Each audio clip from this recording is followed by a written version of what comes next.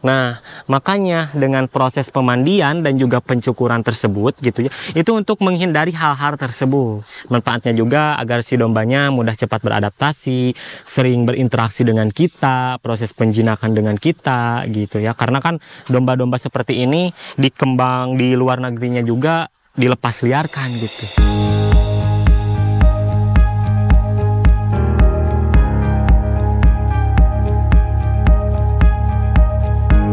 Assalamualaikum warahmatullahi wabarakatuh. Kembali lagi bersama kita di channel Pusat Domba. Channelnya sharing-sharing ilmu seputar peternakan, khususnya di domba yang ada di kandang Pusat Domba. Nah, di video kali ini kita akan prosesi memandikan domba Dorper Publod nih, sobat-sobat semuanya. Nah, ini domba Dorper Publodnya ini untuk pejantan. Nah, biasanya untuk pejantan ini ketika kita sebelum memasukkan ke kandang koloni ataupun baru datang dari farm-farm lain ataupun dari perjalanan, kita mandikan terlebih dahulu. Ini salah satu treatmentnya ya sobat-sobat ternak semuanya. Sebelum dilanjut, jangan lupa like, komen, dan subscribe, dan nyalakan lonceng notifikasinya agar tidak ketinggalan info seputar peternakan khususnya di domba yang ada di kandang Pusat Domba. Nah, jadi sobat-sobat ternak semuanya, tata cara atau proses pemandian untuk domba Dorper Publod sendiri itu yang pertama kita persiapan alat-alatnya terlebih dahulu, dimulai dari sabunnya. Nah, meskipun dia domba, kita harus tetap pakai sabun sobat-sobat ternak semuanya. Jadi yang pertama itu sabun, itu paling penting. Yang kedua sikat. Nah, biasanya sikat kita gunakan untuk menggosok area bulunya. Dan yang ketiga air, jangan lupa. Kalau tidak, masa memandikan domba mau pakai debu, pakai air gitu ya. Nah, dan yang keempat, pastikan kita sediakan karung. Nah, fungsinya apa karung ini? Untuk menggosok area tubuh si domba. Nah, usahakan ketika kita memandikan domba itu dalam kondisi panas atau dalam kondisi cuacanya cerah. Jangan sampai dalam cuaca yang mendung ataupun hujan itu kita memandikan domba-dombanya, karena khawatir juga si dombanya akan stres ataupun bulu-bulunya tidak cepat kering gitu sobat-sobat ternak semuanya. Nah, itu dari proses tata cara memandikan domba. Nah, langkah pertamanya siram dulu dombanya. Nah, tadi kan ini udah proses tengah jalan ya sobat-sobat ternak semuanya. Jadi kita langsung aja siram dulu untuk domba-dombanya. Nah, pastikan siram domba itu dalam keadaan menjauh, karena dia suka apa namanya kalau bahasa Sundanya itu gigi brig. Nah, gitu ya. Nah, ya langkah yang kedua itu kita siapkan sabun, kemudian kita siram dengan sabun. Gosok-gosok menggunakan karung. Gitu aja teman-teman, gosok aja menggunakan karung semuanya, gosok sampai keluar busanya. Nah, setelah keluar busanya, kemudian kita siapkan alat yang ketiga, yaitu sikat. Nah, itu untuk proses sikat yang emang bulu-bulu yang udah kelihatan kusam. Nah, tapi kalau mau lebih mantap lagi gitu ya, sebelum dimandikan dicukur terlebih dahulu lagi dombanya, biar kelihatan lebih putih lagi gitu. Jadi itu proses pemandian untuk domba-domba yang ada di kandang Pusat Domba ataupun di kandang-kandang teman-teman lainnya gitu. Mau dari domba jenis apapun aja itu sama aja proses pemandiannya, asalkan kita jangan buat si dombanya itu stres ataupun dalam kondisi cuaca yang emang musim penghujan gitu. Nah, jadi untuk proses pemandian domba gitu ya teman-teman, kita kalau mau lebih bersih lagi itu yang pertama kita cukur dulu bulunya. Nah, yang kedua kita potong kukunya. Tapi kebetulan ini pemotongan kukunya sudah terpotong ya, jadi sudah bersih. Dan untuk bulunya juga emang kita itu gak potong sobat-sobat semuanya, karena kita mau mandikan terlebih dahulu. Nah, ini kenapa ada warna kuning-kuningnya nih teman-teman nih. Nah, ini karena dari sisa-sisa kotoran seperti kotoran kambing gitu, kotoran domba gitu ya. Itu menempel di area sini sampai buat kekuningan, atau bisa aja dari pakan gitu ya. Pakan, karena pakan kita juga menggunakan kunyit gitu ya sobat-sobat ternak semuanya. Untuk pakannya juga kita ada beberapa campuran bahan herbal-herbal alami gitu ya, seperti kunyit atau apa gitu ya. Jadi ketika pakannya numpuk di area sini, kemudian tidak terbersihkan oleh sempurna, itu akan semakin pakannya itu semakin banyak dan juga istilahnya menempel pada bulu domba. Nah, kita ada tips nih teman-teman, kalau emang bulunya itu mau putih bersih lagi, itu yang pertama kita bisa menggunakan citron, kemudian Bike Clean, kemudian pemutih lainnya, tapi dengan syarat sesuai takaran teman-teman, jangan terlalu berlebihan, karena istilahnya kalau pemutih seperti itu kan panas gitu ya. Jadi kalau mau lebih alami lagi, lebih bagus lagi, saya saranin paling dicukur dulu bulu dombanya gitu teman-teman. Nah, biasa aja dicukur aja sambil dimandikan, itu juga lebih efektif juga sih, asal jangan airnya itu menyengat ke area yang emang terdapat aliran listrik gitu. Nah, ngomong-ngomong, dari tadi kita membahas untuk proses pemandian aja, kita belum sebutkan untuk manfaat dari pemandian ini sendiri gitu. Nah, yang pertama, kalau emang dombanya baru datang gitu teman-teman, buat domba-domba nih, buat domba-domba teman-teman maupun kambing teman-teman, itu untuk proses pemandiannya itu 1 hari setelah kedatangan, sobat-sobat semuanya. 1 hari setelah kedatangan, itu manfaatnya untuk apa? Manfaatnya untuk penyesuaian domba. Penyesuaian domba di lingkungan kita agar dia lebih menyesuaikan diri, lebih cepat beradaptasi gitu. Dan yang kedua, menjaga kebersihan juga, karena kan di perjalanan kita tidak tahu yang namanya ekspedisi kan.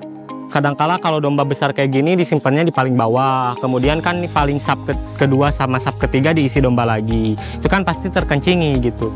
Makanya kasihan dombanya, takutnya pastinya akan cepat stres gitu. Makanya kita mandikan setelah proses pendatangan. Manfaat dari proses pemandian ini, kita ikut tuh akan lebih mudah beradaptasi, dombanya itu tidak gampang istilahnya seruduk-seruduk gitu ya teman-teman, atau gampang ngamuk atau apa. Lihat, dia cuma digini aja bisa langsung nurut sama saya nih. Salah satu treatment penjinakan gitu ya.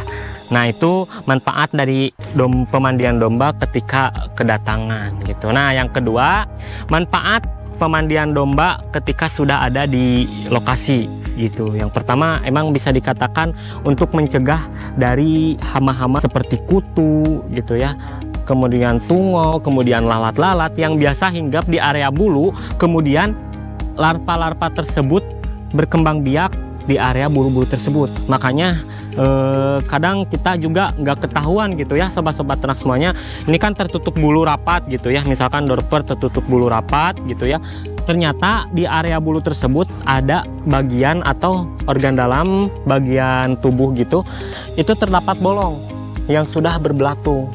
Nah, makanya dengan proses pemandian dan juga pencukuran tersebut gitu ya, itu untuk menghindari hal-hal tersebut.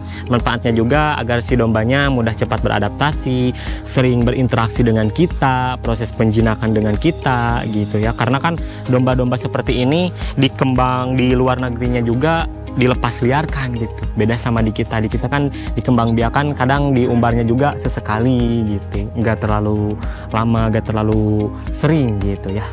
Nah, jadi di video kali ini kita bersama siapa namanya Pak? Yaman Supriyatna. Nah, dengan Pak Yaman tadi kita sudah proses pemandian untuk domba Dorper gitu ya. Nah, ini juga salah satu rekan kita ya yang ada di Kandang Pusat Domba, itu sebagai admin juga sekaligus marketing juga ya. Benar. Nah, jadi gimana nih Mas tanggapan Mas Yaman terkait pemandian dari domba Dorper Publod sama domba Dorper sama domba Cross Texel atau domba lokal-lokal lainnya gitu, gimana tanggapannya? Kalau Dorper sih lebih ganas, lebih gak bisa diam. Sedangkan kalau domba lokal tuh diam tapi gak seganas Dorper. Nah, kalau yang ini sudah banyak interaksi sama manusia, jadi lebih jinak gitu. Kalau pengen lebih jinak ya harus banyak interaksi sama domba juga gitu teman-teman. Ya pas dimandiin atau setelah kasih pakan ya kita harus interaksi lagi sama dombanya biar ya jinak gitu teman-teman. Iya. Ini itu perbedaan dari pemandian dari domba Dorper sama domba-domba lokal yang lainnya gitu ya Mas. Tapi kalau ngomong-ngomong, kalau domba Dorper Publod sendiri gitu ya, itu ketika kita mandikan kadangkala ada kan yang istilahnya ganas-ganas gitu.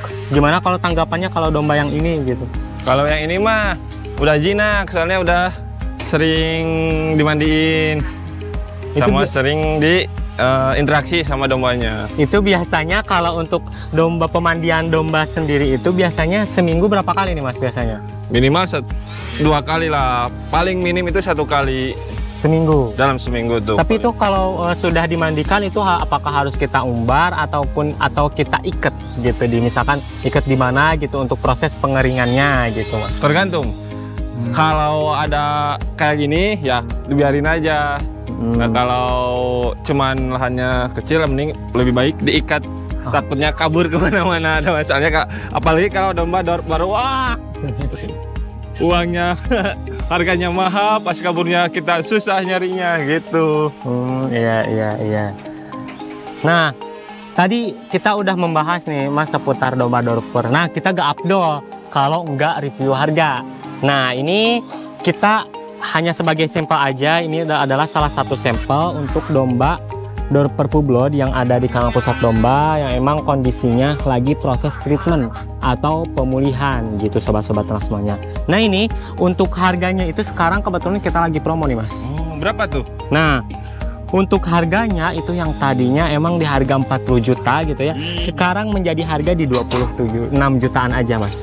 Udah murah ya sekarang Mas? Iya, udah murah karena kebetulan kita juga mau keluarkan gitu ya. Ini bukan ini hanya diskon karena kita mau keluarkan domba-domba sebagian domba-domba dorper publodnya gitu. Ini impor asli dari Australia, tepatnya Aussidor. Tepatnya kalau emang sobat-sobat ternak semuanya tahu yaitu Mr. Jim gitu. Ini juga dombanya sudah bersertifikat. Yang pertama sertifikat pedigree atau sertifikat silsilah, yang kedua COO atau sertifikat of origin, yang ketiga HC Health Certificate, dan yang keempat sertifikat karantina. Banyak ya sertifikatnya, kirain cuma 1 doang. Enggak, karena kita juga insya Allah untuk pengimporan domba-domba dorper publod juga insya Allah legal. Gitu sobat-sobat semuanya. Jadi untuk domba ini untuk pejantannya beda kalau betinanya. Kalau betinanya yang tadinya harganya 35 sekarang menjadi harga di 23 juta aja. Murah ya. Iya. Tapi kalau teman-teman gitu ya mau yang buntingan maupun domba yang bawa anak itu bisa langsung aja hubunginya. Itu nanti kita bisik-bisik di belakang gitu. Siap. Jadi sekarangnya ready sama buntingan juga. Insya Allah ready. Itu kalau untuk harga buntingan nanti langsung aja bisik-bisik aja di nomor admin yang sudah kita sematkan di kolom deskripsi ya. Nah iya Mas, kita bukan hanya domba dorper publod impornya aja, tapi yang lokalannya juga kita ready. Dimulai dari domba dorper kelahiran Indonesia, kemudian dari seri F-nya, kemudian dari domba lokal Texel, Merino, Awasi gitu ya. Semuanya insya Allah kita lengkap, insya Allah ready. Itu untuk harganya langsung bisik-bisik aja di belakang gitu ya. Kalau di sini terlalu kepanjangan nanti bisa panjang gitu ya, panas juga nih, kebetulan mataharinya terik gitu ya. Nah, jadi terima kasih buat sobat-sobat ternak semuanya, mudah-mudahan bermanfaat dari proses treatment kami secara tradisional untuk domba-dombanya. Mudah-mudahan bermanfaat, mudah-mudahan kita bisa berbagi ilmu lagi di masa depan gitu ya. Nah, sebelum dilanjut jangan lupa like, share, dan komen, dan subscribe, dan nyalakan lonceng notifikasinya, oke? Agar tidak ketinggalan info seputar peternakan khususnya di domba ataupun di kambing ataupun di sapi ataupun di peternakan lainnya yang ada di kandang pusat domba. Salam ternak, salam ngarit, jaya terus peternakan Indonesia. Pusat breeding, pusat domba lah. Assalamualaikum warahmatullahi wabarakatuh.